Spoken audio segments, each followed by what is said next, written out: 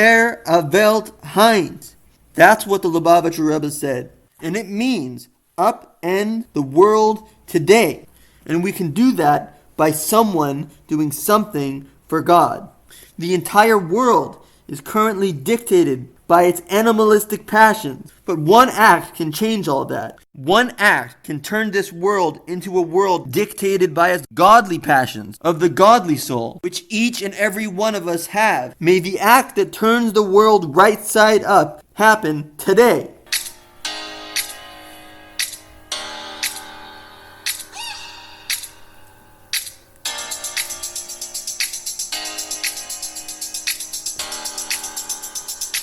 This is Shmuel Y. Paulin.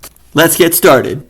One very important thing that every righteous Gentile must know is that Jews are not out to convert you. We are the only religion that does not look for more adherents.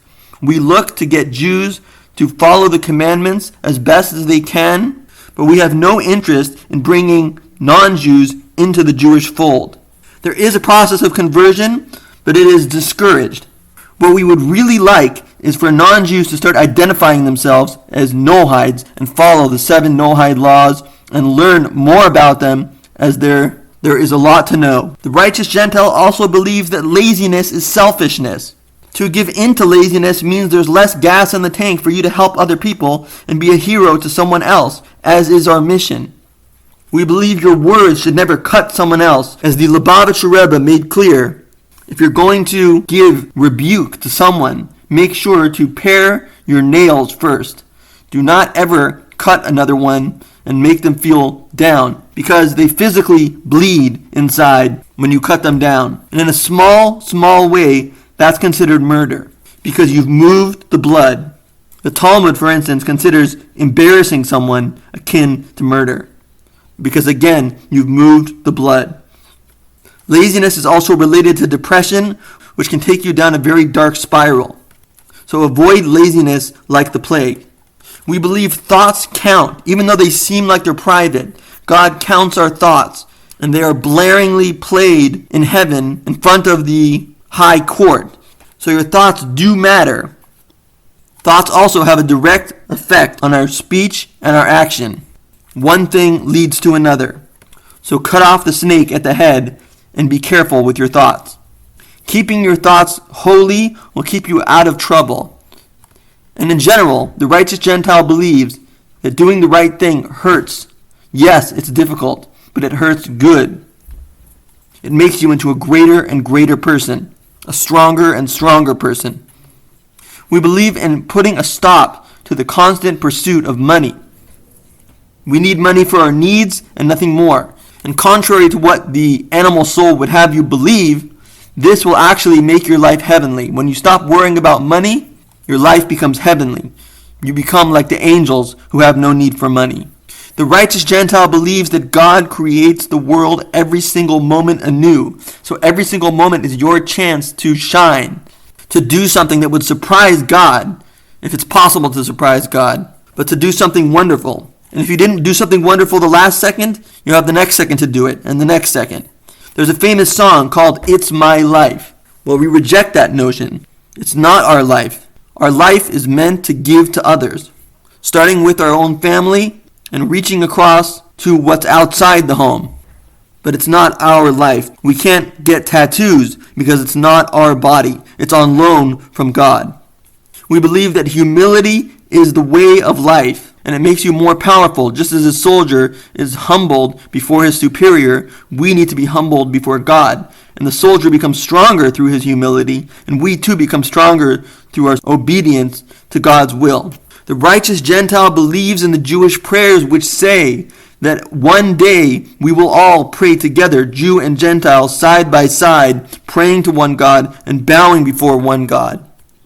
V'kablu chulam aleim is ol malchusecha v'simlech aleim mehir li'olam vad. We will all accept God's kingship together. And we are getting closer to this day, the day of the Messianic era, every single moment. We believe your challenges are what make your life worth living.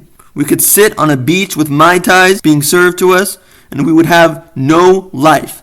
Most of us would be depressed in such a situation. You would want to go back to work, change the world, contribute to the world.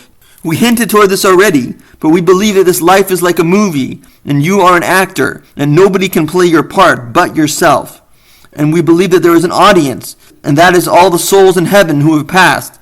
And of course, God himself. We are being watched, the light is on us at all times, and God is waiting to see what we're going to do for him. We believe that you improve yourself through small incremental steps. This is what the Lubavitcher Rebbe, the last leader of the Chabad Hasidic dynasty, I will mention him many times because he was so prolific. But he said, if you want to be one of my Hasidim, if you want to be one of my disciples, if you want to have membership in Chabad, you must be doing a little bit more today than you did yesterday. That's the key towards improving yourself in a way that lasts.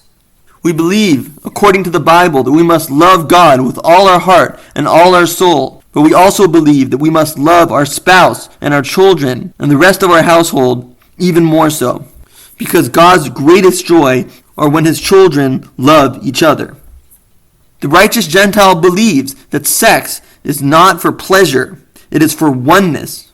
It is the chance to become one with your wife. And we'll speak more about that later, but it completely revolutionizes the current regime about sexuality. The righteous Gentile is bringing monogamy back in style. We believe that goodness is the thing that needs to go viral next.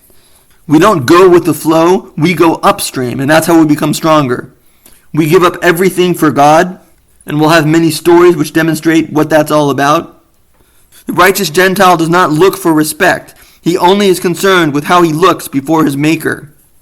Take good care of your body. Go take a run. Go to the gym. Lift some weights. But don't do it for an end unto itself.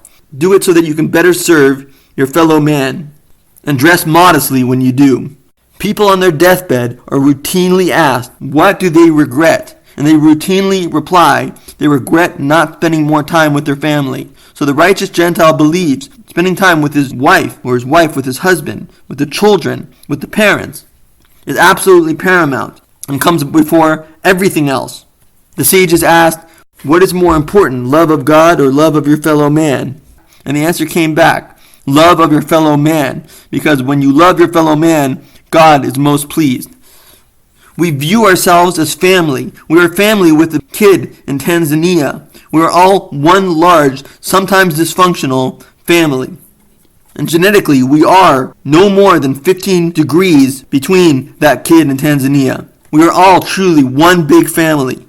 The righteous Gentile believes that God's love for us is unconditional. It doesn't matter what we do. That love stays. The righteous Gentile believes that we have a soulmate picked for us before we were born, and the person we were married to is that person who was chosen. And if you were divorced, the next person you marry is the one who was chosen. Humility in the next world is considered dollars, and self-sacrifice in the next world is considered diamonds.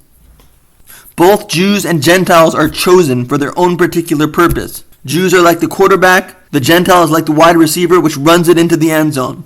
It is the Gentile that ultimately will make the Messianic era happen. It is through podcasts like this that make Hasidic philosophy spread and spread. And the Baal Shem Tov, the founder of Hasidic Judaism, once asked the Messiah in the higher realms, when will you come?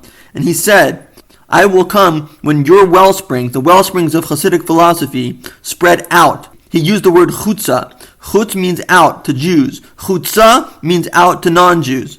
Hasidic philosophy must reach the non-Jew for the Messiah to come. The righteous Gentile believes that taking care of a small child is worth more than the high priest in the high temple on the day of Yom Kippur. In fact, the Alter Rebbe, the founder of Chabad Hasidic Judaism, was once found boiling water on Yom Kippur, which is a violation of Yom Kippur for a pregnant woman who needed such. The baby was more important than the holiness of Yom Kippur. And finally, the righteous Gentile believes that every single thing that happens for a specific reason. It's a reason that we may discover or that we may not discover, but there is a reason to it. And this is pretty obvious. Why would God make something with no power behind it, with no way for you to change yourself because of it? That is what the righteous Gentile stands for. I hope you enjoyed it, and I say to you, God bless. Over and out.